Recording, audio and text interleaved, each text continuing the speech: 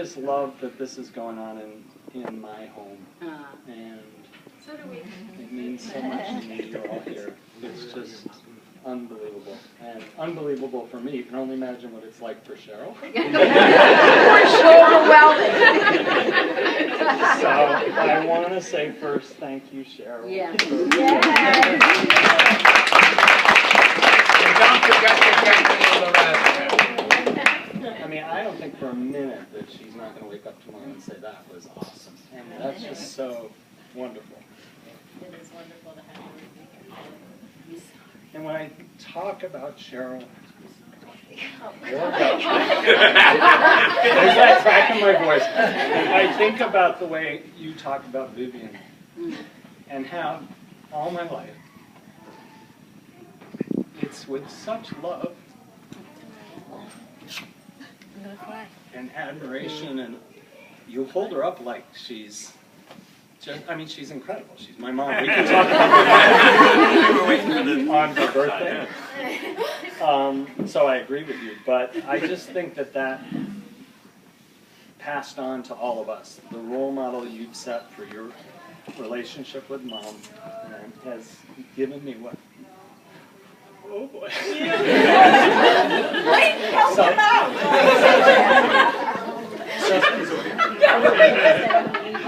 That's just the beginning of what I want to say to you. And so I've been so proud to be your son.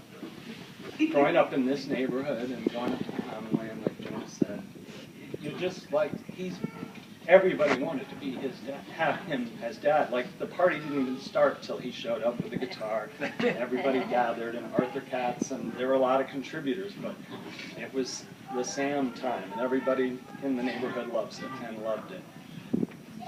It sucks that you can't sing anymore. But you're still singing. Now, I just want to add one thing about our relationship, because there was one time that you guys were all small, and Vivian and I had a fight about something. I can't remember what it was about. Who won? She got really mad, and she said, "I'm leaving you." And she headed for the door, and when she turned around, she said, "And I'm taking the kids." And she just jumped in the car and drove off. And I sat down, it was a Saturday, I guess I was reading the newspaper. And I saw the car come up the driveway, and she opened the door, and I said, "And you promise you're taking the kids?" and we both started laughing, that was it.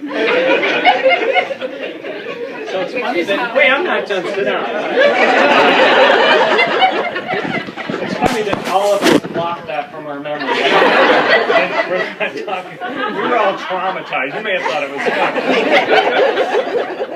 fun. But, so just having, I thought of a few things that, like, are landmark examples of how you are the best dad, and having you as a dad. One of them that I may have even talked about at your 80th birthday. Who knew?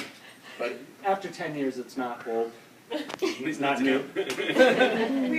So in high school, building a flagstone terrace down the street was like my first job, and I had this friend Nick Johnson who had muscles on him you wouldn't believe, and he's a year older than me, and he and I are going to do this flagstone patio. So we're spending the day doing it. We're going to make like $3 an hour or something. Sam shows up, and we have this hole dug. We had to level this area, and there's this big boulder in the middle of where we have to level. So we're trying to dig around it and move it. And Sam says, "What are you doing?" I said, "Getting this rock out of this hole." He goes, "Step out of the hole, boys." And Nick and I stand back, and Sam gets under there and just forces this thing out of the hole.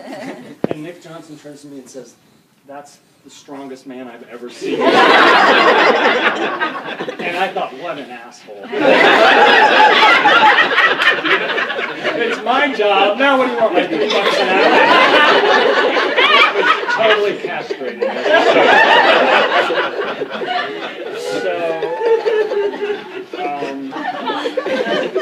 So there's just a wonderful childhood memories in this.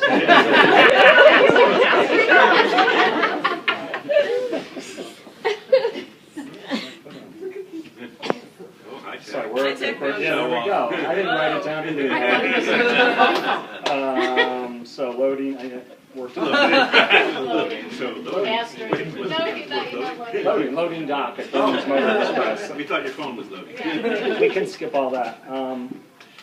So this whole growing up and meeting Cheryl and having kids and now having Sam be, or you be the grandfather to the kids has been just an unbelievable run.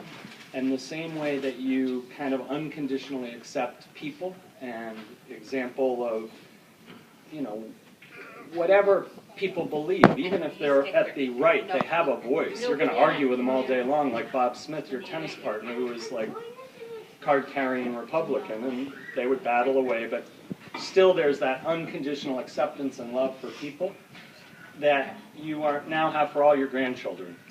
I dare any of my brothers or their wives to say anything negative about any of the grandchildren. Sam will come up with a reason why they should be who they are, and that they just do things differently. But she just bit me.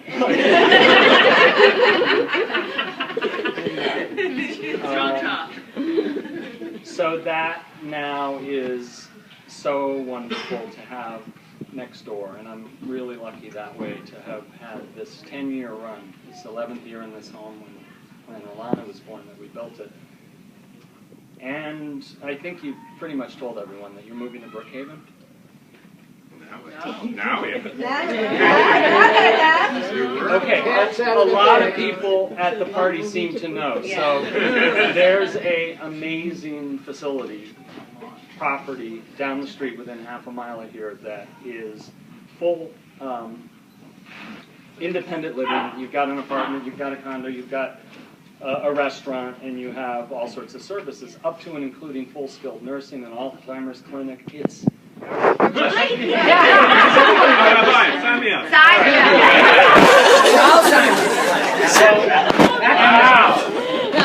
It's also called Five Fields East. It's where like half a dozen neighbors, and they went and visited, and this came out of nowhere last weekend. They opened the letter from Brookhaven, they go to Brookhaven Programs, and it says there's a unit available. You have 10 days to make a decision.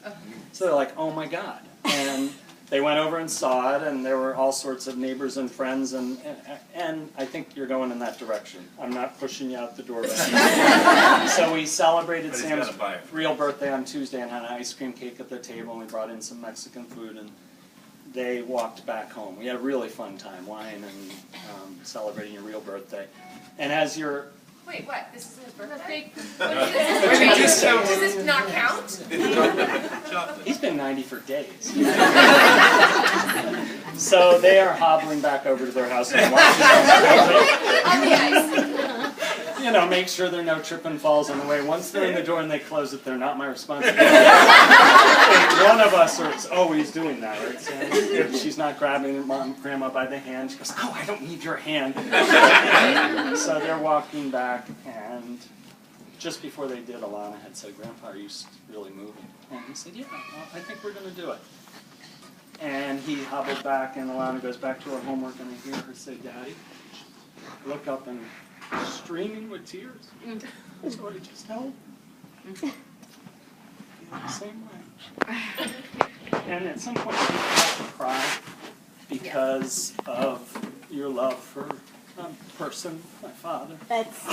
And at the same time, rejoice and know that there's a lot of good times to come, and for that, we're all lucky. So, happy birthday, Pop. I love you.